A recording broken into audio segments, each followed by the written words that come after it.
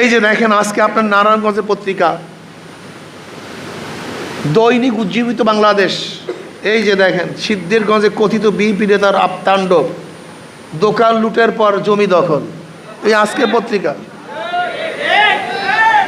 আপনাদের নারায়ণগঞ্জ পত্রিকায়।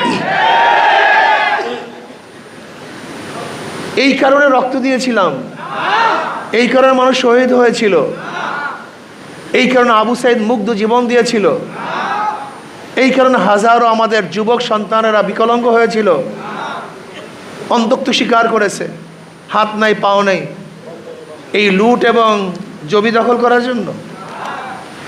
আপনি গিয়ে দেখেন এই নারায়ণগঞ্জ থানার মধ্যে মিথ্যা মামলার পাহাড়, এই মিথ্যা মামলার পাহাড়ের জন্য আবার আমরা আন্দোলন করেছিলাম।